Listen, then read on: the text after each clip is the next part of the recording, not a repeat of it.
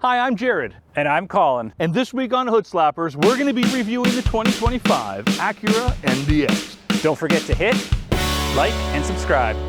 I've said it before and I'll say it again. When it comes to the luxury car market, Acura has always been sort of the black sheep of the family.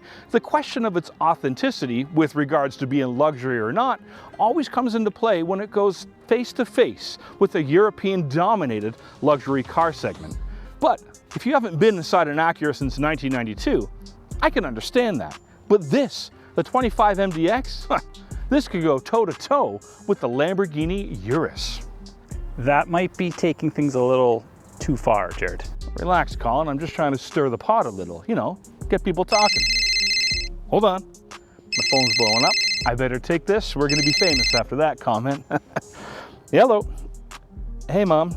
No, I don't like the plain M&Ms, only the peanut ones. When discussing all things luxury, a research company out of the US defines what qualifies as luxury is quality over quantity, craftsmanship, a long history, and a unique selling proposition. So today, we're going to use that as an acid test to see if the 2025 MDX is in fact luxury. When it comes to quality over quantity, you can tell by just looking at the MDX that Acura's design team took a rather reverential approach as they carefully designed the unibody third-row SUV inside and out, with a quieter cabin, an available 31-speaker Bang & Olufsen stereo, and available adaptive suspension.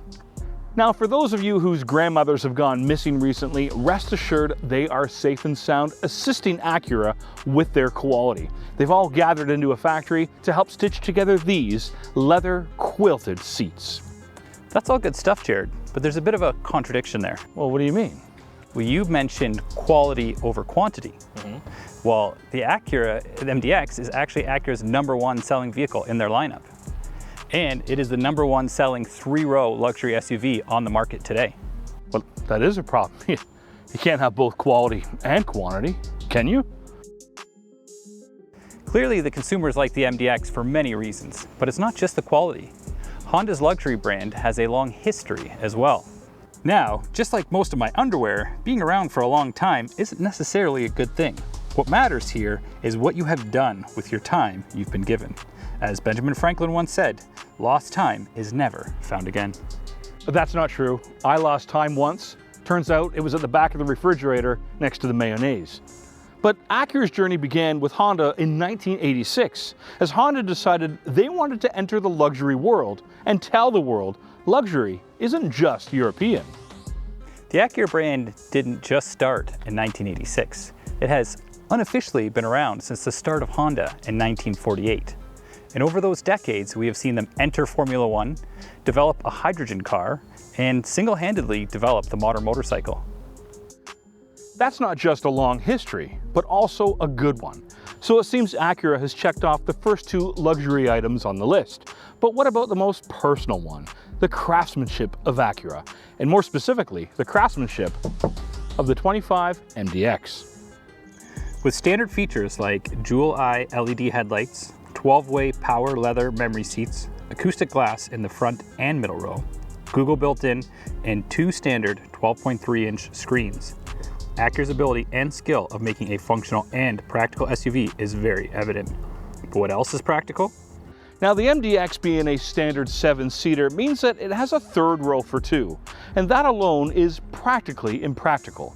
What I mean by that is, although a third row is nice to have for grown adults and immature men like myself, it can be a pain to get back there. So this week, I'm not going to test out the third row.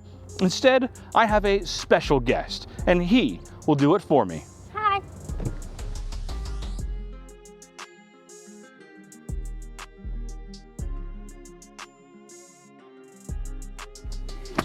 Well, how is it? Good. Well, there you have it. It's watertight. You heard it here first, folks. It's good. Wait, hey, wait, come back, come back. You're not supposed to be driving. The craftsmanship continues as Acura offers 2 engine options, and neither of them are a 4-cylinder. The first 3 trim levels of the MDX come with Acura's long-standing 3.5-liter V6, which offers 290 horsepower.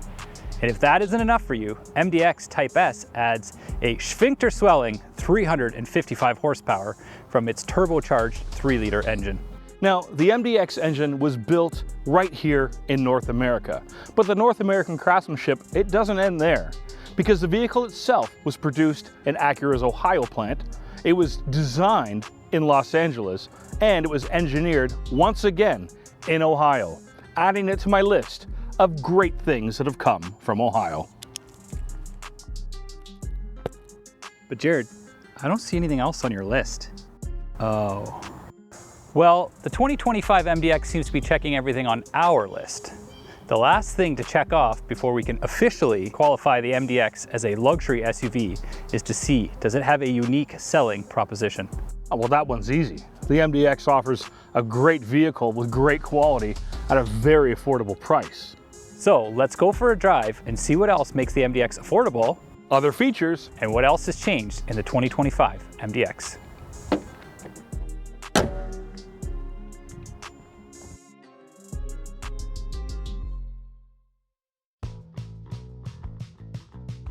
well, Colin, here we are in the 25 Acura MDX. What are your first impressions?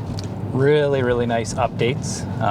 Depending on we've had before, you may like some of them or not all of them, but biggest one, exterior, we've got the new frameless grille and the new Platinum Elite A-Spec trim, which I think a lot of people will appreciate. And that's what we're in right now. This is, yes. Yeah. So previously, Platinum Elite was full leather and chrome, more of a luxurious finishes, and the A-Spec trim below, kind of the sporty, all blacked out with the red stitching. You couldn't get some of the high-end features you could get in the Platinum Elite, like the heads-up display, 360 camera, the 16-way power seats. Can I just say, this heads-up display, it's huge. It's enormous. It's not just like an afterthought, a little tiny screen. Like I can't tell how big it is, but I got something way on this side and something way on this side. And all my directions, of course, are going to be on there. But it's crystal clear. The letters and numbers, everything's massive. It's nice. And it's adjustable, too, if I want to raise it and lower it. So I do like that. Yeah, a lot of information you can get in the heads-up display, from your speed, your driver assistance features, compass, and even as you're changing. I can go radio here. Yeah, you can change through your audio stuff. You can see that all in the heads-up display. If you get a text message incoming, all that stuff pops up in your heads-up display, keeping your focus on the road. Yeah, no, I really like that. I think it's a great car. And, you know, at the question of luxury or not, I mean, I sit in this, and what is not luxury about this? If I picked one thing, it would be maybe this matte black, but I understand why you would do that, because this stuff gets scratched the most. I wouldn't want that piano black finish here. Yeah. So this, to me, again, it goes with Acura's whole philosophy here is there's a practical element. It's not just all about luxury and making your jaw drop. They want to make it, hey, this is a vehicle that it makes sense. There's going to be kids in here, so let's make this stuff durable. So I get why they would do that.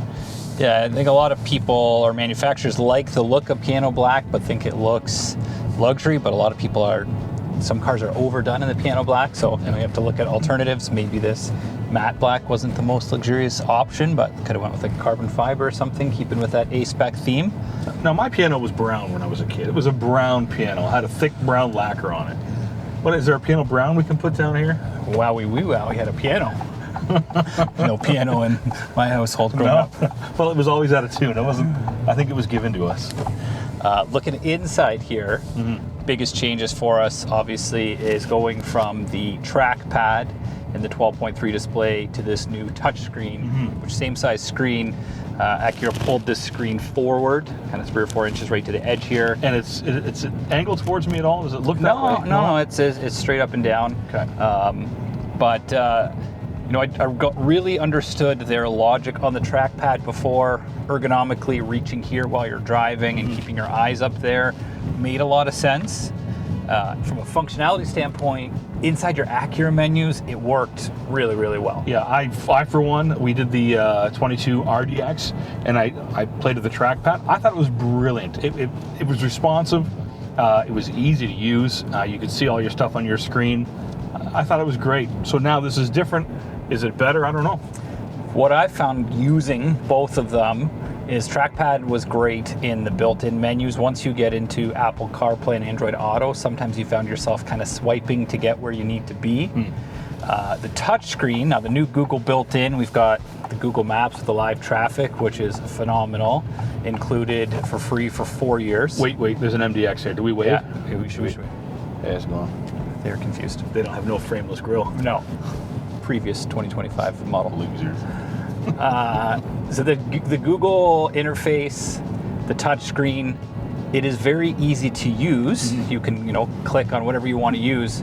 However, when driving, sometimes to make sure that you're precisely touching what you want to, there is a lot of looking, and I don't know that it's any better for keeping attention on the road. I sometimes find it would be more distracting to make sure you're touching the right spot, where I wish I had the trackpad where you could kind of keep your hand here and kind of glance up, but they both have their pros and cons. Well, that's a great point. We did a test on the RDX with the trackpad to see how many times I would look away from the road to get to, I think at that time we did 96.7 Chime FM. So we're gonna do that again, if that's okay.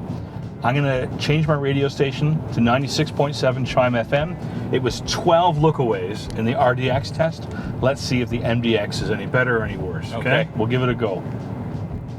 Okay, starting now.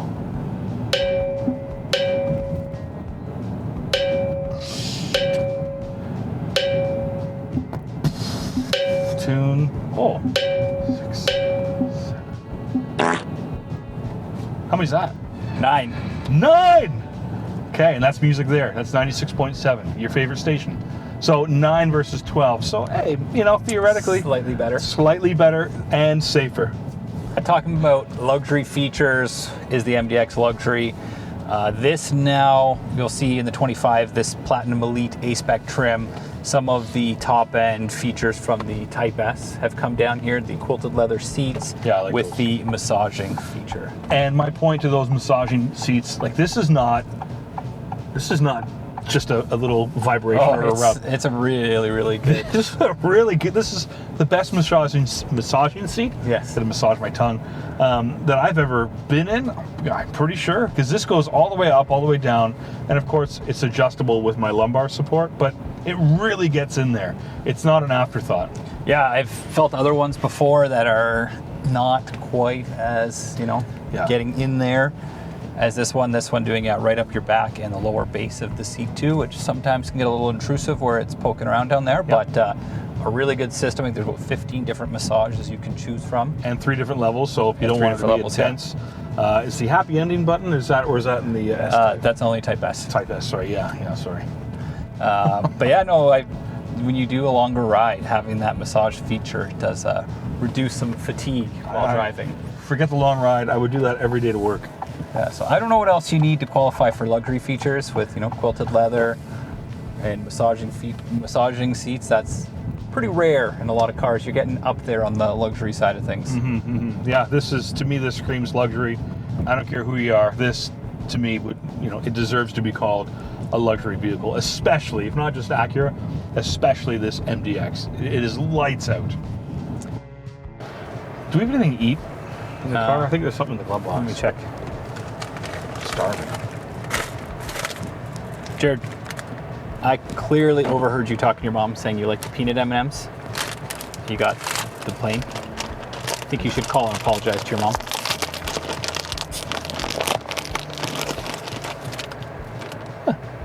For a hot day, that candy coated shell. It's like no other. Wow.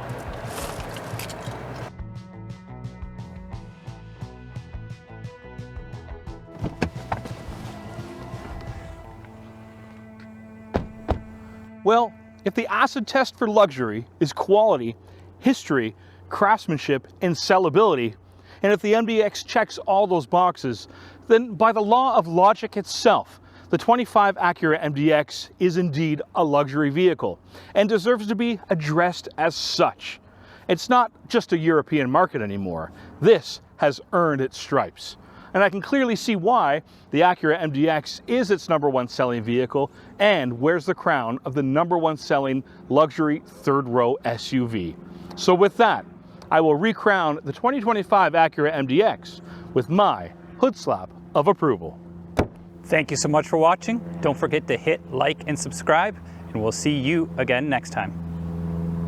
A big thanks goes to our friends at Schluter Acura for letting us use this 2025 Acura MDX. If you're in the market for one, go see them at 2385 Shirley Drive.